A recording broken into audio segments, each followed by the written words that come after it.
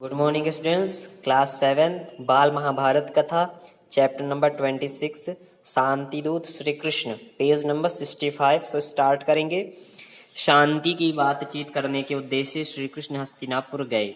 उनके साथ सात्यकी भी गए थे। रास्ते में कुश स्थल नामक स्थान में वह एक रात विश्राम करने के लिए ठहरे। हस्तिनापुर में जब यह खबर पहुंची कि श्री कृष्ण पांडवों की ओर से दूत बनकर संधि चर्चा के लिए आ रहे हैं तो धृतराष्ट्र ने आज्ञा दी कि नगर को खूब सजाया जाए। पूर्ववासियों ने द्वारिकाधीश की स्वागत की धूमधाम से तैयारियां की।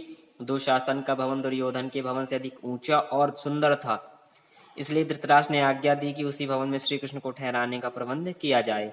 श्री कृष्ण हस्तिनापुर पहुंच गए। पहले श्री कृष्ण धृतराष्ट्र के भवन में गए, फिर धृतराष्ट्र से विदा लेकर वह विदुर के भवन में गए। कुंती वहीं कृष्ण की प्रतीक्षा में बैठी थी। नेक्स्ट पेज पे चलेंगे। श्री कृष्ण को देखते ही वह अपने पुत्रों का स्मरण हो आया। श्री कृष्ण ने उन्हें मीठे वचनों से सांत्वना दी और उनसे विदा लेकर दुर्योधन के भवन में गए। दुर्योधन ने श्री कृष्ण का शानदार स्वागत किया और उचित आदर सत्कार करके भोजन का न्योता दिया। श्री कृष्ण ने कहा, राजन, जिस उद्देश्य को लेकर मैं यहाँ आया हूँ वह पूरा हो जाए तब मुझे भोजन का न्योता देना उचित होगा। यह कहकर वो विदुर के यहाँ चले गए और वहां भोजन करके विश्राम किया। इसके बाद श्री कृष्ण और विदुर में आगे के कार्यक्रम के बारे में सलाह हुई। विदुर ने कहा, उनकी सभा में आपका जाना भी उचित नहीं है। दुर्योधनादि के स्वभाव से जो भी परिचित थे उनका भी यही कहना था कि वे लोग कोई ना कोई कुचक्र रचकर श्री कृष्ण के प्राणों तक को हानि पहुंचाने की चेष्टा करेंगे। विदुर की बातें ध्यान से सुनने के बाद श्री कृष्ण बोले, मेरे प्राणों की चिंता आप ना करें। दूसरे दिन सवेरे दुर्योधन और शकुनी ने आकर श्री कृष्ण से कहा, महाराज, धृतराष्ट्र आपकी प्रतीक्षा कर रहे हैं। इस पर विदुर को साथ लेकर श्री कृष्ण धृतराष्ट्र के भवन में गए। वासुदेव की सभा में प्रविष्ट होते ही सभी सभासद उठ खड़े हुए। श्री कृष्ण ने बड़ों को विधिवत नमस्कार किया और आसन पर बैठे। राजदूत एवं संभ्रांत अतिथि सा उनका सत्कार किया गया। इसके बाद श्री कृष्ण उठे और पांडवों की मांग सभा के सामने रखी। फिर वह धृतराष्ट्र की ओर देखकर बोले, राजन, पांडव शांति प्रिय हैं, परंतु साथ ही यह भी समझ लीजिए कि वे युद्ध के लिए भी तैयार हैं।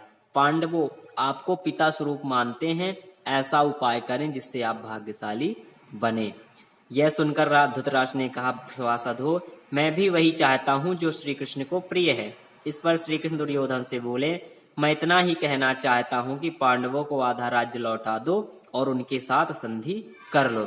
यदि यह बात स्वीकृत हो गई तो स्वयं पांडव तुम्हें युवराज और धृतराष्ट्र को महाराज के रूप में स्वीकार कर लेंगे। भीष्म और द्रोण ने भी दुर्योधन को बहुत समझाया, फिर भी दुर्योधन ने अपना हठ नहीं छोड़ा। वह श्री कृष्ण का प्रस्ताव स्वीकार करने पर राजी न हुआ। धृतराष्ट्र ने दोबारा पुत्र से आग्रह किया कि श्री कृष्ण का प्रस्ताव मान ले, नहीं तो कुल का सर्वनाश हो जाएगा। दुर्योधन ने अपने आप को निर्दोष सिद्ध करने की जो चेष्टा की थी उससे श्री कृष्ण को हंसी आ गई।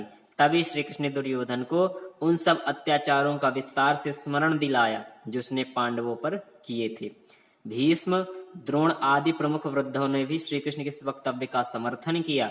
यह देखकर दुशासन क्रुद्ध हो उठा और दुर्योधन से बोला, भाई, मालूम होता है ये लोग आपको कैद करके कहीं पांडवों के हवाले तो न कर दें, इसलिए चलिए यहाँ से निकल चलें।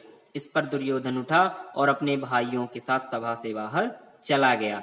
इसी बीच धृतराष्ट्र ने विदुर से कहा, तुम जरा गांधारी को सभा में ले आओ, उसकी समझ बहुत स्पष्ट है। ठीक है, नेक्स्ट पेज पे। वह दूर की सोच सकती है, हो सकता है कि उसकी बातें दुर्योधन मान ले। यह सुनकर विदुर ने सेवक को आज्ञा देकर गांधारी को बुला लाने को भेजा। गांधारी भी सभा में आई और धृतराष्ट्र ने दुर्योधन को भी सभा में फिर से बुलाया। दुर्योधन सभा में लौट आया। क्रोध के कारण उसकी आंखें लाल हो रही थी। गांधारी ने भी उसे कई तरह से समझाया, परंतु दुर्योधन ये बातें मानने वाला कब था। अपनी माँ को भी उसने मना कर दिया और दोबारा सभा से निकल करके चला गया। बाहर जाकर दुर्योधन ने अपने साथियों के साथ मिलकर एक षड्यंत्र रचा और राजदूत श्री कृष्ण को पकड़ने का प्रयत्न किया। श्री कृष्ण ने तो पहले ही पहले से इन बातों की कल्पना कर ली थी। दुर्योधन की यह चेष्टा देखकर वे हंस पड़े। श्री कृष्ण उठे, सात्विकी और विदुर उनके दोनों ओर हो गए। सब सभासदों से विधिवत आज्ञा ली। सभा से चलकर सीधे कुंती के पास पहुंचे और उनको सभा का सारा हाल कह सुनाया। कुंती बोली, हे कृष्ण, अब तुम ही मेरे पुत्रों के रक्षक हो। श्री कृष्ण रथ पर आरूढ़ होकर उपलब्ध की ओर तेजी से रवाना हो गए। युद्ध अब अनिवार्य हो गया था। श्री कृष्ण के हस्तिनापुर से लौटने की शांति स्थापना की जो थोड़ी बहुत आशा थी वह भी लुप्त हो गई। कुंती को जब पता चला कि कुलनाशी युद्ध छिड़ेगा ही तो वह बहुत व्याकुल हो गई।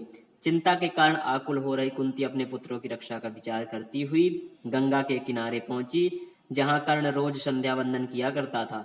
मध्याह्न के बाद कर्ण का जप पूरा हुआ तो उसे यह जानकर असीम आश्चर्य हुआ कि महाराज पांडु की पत्नी और पांडवों की माता कुंती ही उसका उत्तरीय सिर पर लिए खड़ी है। कर्ण ने शिष्टता पूर्वक अभिवादन करके कहा, आज्ञा दीजिए, मैं आपकी क्या सेवा करूं। कुंती ने गदगद स्वर में कहा, कर्ण, यह ना समझो कि तुम केवल सूत पुत्र ही हो। ना तो राधा तुम्हारी माँ है, ना अधिरथ तुम्हारे पिता। तुमको जानना चाहिए कि राजकुमारी प्रथा की कोख से तुम उत्पन्न हुए हो। तुम सूर्य के अंश हो। थोड़ा सुस्ताने के बाद वह फिर बोली, बेटा, दुर्योधन के पक्ष में होकर तुम अपने भाइयों से ही शत्रुता कर रहे हो। धृतराष्ट्र के लड़कों के आश्रित रहना तुम्हारे लिए अपमान की बात है। तुम अर्जुन के साथ मिल जाओ, वीरता से लड़ो और राज्य प्राप्त करो। वे भी तुम्हारे अधीन रहेंगे और तुम उनसे घिरे हुए प्रकाशमान होगे। कर्ण माता कुंती का अनुरोध सुनकर बोला, माँ, यदि इस समय मैं दुर्योधन का साथ छोड़कर पांडवों की तरफ चला गया तो लोग मुझे ही कायर कहेंगे। अब जब युद्ध होना निश्चित हो गया है तो मैं उनको मझधार में कैसे छोड़कर जाऊं। यह तुम्हारी कैसी सलाह है? आज मेरा यही कर्तव्य है कि मैं पांडवों के विरुद्ध सारी शक्ति लगा करके लड़ूं। मैं तुमसे असत्य क्यों बोलूं? मुझे क्षमा कर दो। लेकिन हाँ, तुम्हारी भी बात एकदम व्यर्थ नहीं जाएगी। अब मैं यह करूंगा कि अर्जुन को छोड़कर और किसी पांडव के प्राण नहीं लूंगा। या तो अर्जुन इस युद्ध में काम आएगा या मैं, दोनों में से एक को तो। नेक्स्ट पेज पे चलेंगे। मरना ही पड़ेगा। शेष चारों पांडव मुझे चाहे कितना भी तंग करें, मैं उनको नहीं मारूंगा। माँ, तुम्हारे तो 5 पुत्र हर हालत में रहेंगे, चाहे मैं मर जाऊं चाहे अर्जुन। हम दोनों में से एक बचेगा, बाकी 4 तो रहेंगे ही।